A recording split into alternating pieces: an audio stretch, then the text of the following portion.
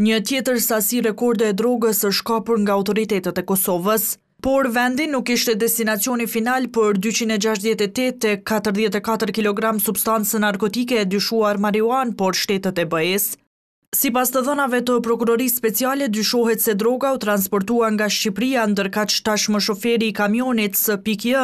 është arrestuar dhe ndaj tij do të kërkohet paraburgimi për veprën penale, blerja, posedimi, shpërndarja dhe shitja e paautorizuar e narkotikëve, substancave psikotrope ose analoge.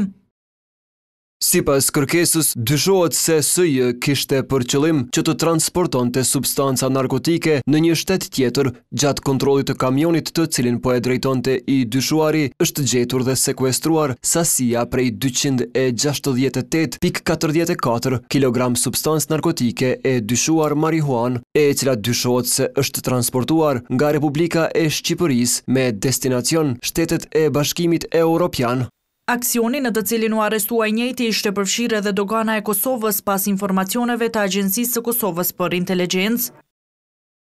Operacioni është realizuar gjatë orëve të pasdites kur njësia e antikontrabandës e doganës ka ndaluar për kontroll një kamion që po lëvizte në drejtim të Prishtinës në autostradën Ibrahim Rugova, pas një inspektimi të detajuar dhe duke përdorur pajisjet profesionale të dhuruara nga Ambasada e Shteteve të Bashkuara të Amerikës, zyrtarët doganor kanë arritur të demontojnë panelet e fshehura të automjetit ku ishin vendosur substancat narkotike.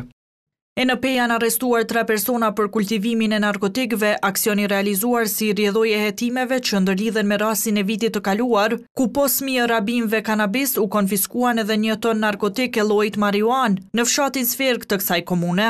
Po ashtu gjatë së enjtës edhe prokuroria themelore në Ferizaj ka kërkuar paraburgim ndaj 4 personave të arrestuar për posedim të rreth 700 gramëve kokainë.